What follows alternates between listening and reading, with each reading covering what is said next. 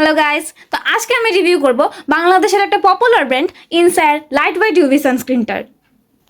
So at first এটা টেক্সচারটা অনেকটা থিক টাইপের, যেটা নর্মালি ড্রাই স্কিনের জন্য তেমন আইডিয়াল নাও হতে পারে।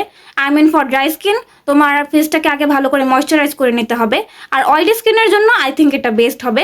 কারণ যদি তোমরা ড্রাই স্কিনে এটা ইউজ করো তাহলে তোমাদের যেই ফেশিয়াল হেয়ারের জায়গাগুলো আছে ওইগুলোর মধ্যে সানস্ক্রিনটা অনেকটা জমে জমে থাকবে, যার কারণে শুকানোর পর এটা দেখতে অনেকটা বাজে টাইপের লাগতে পারে।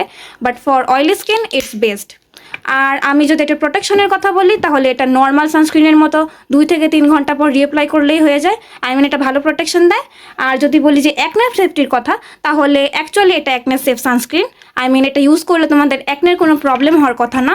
আর নর্মালি তোমাদের যে অ্যাকনে মার্কগুলো আছে ওইগুলো আস্তে আস্তে ফেড হবে।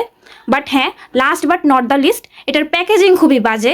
আই মিন বাংলাদেশের যত সানস্ক্রিনের ব্র্যান্ড আছে বা নর্মালি স্কিন কেয়ারের ব্র্যান্ড আছে লাইক স্কিন ক্যাফে, ইনসায়ার, স্কিনো, সবগুলোর প্যাকেজিং খুবই বাজে, যার কারণে ইউজ করে তেমন একটা শান্তি পাওয়া যায় না।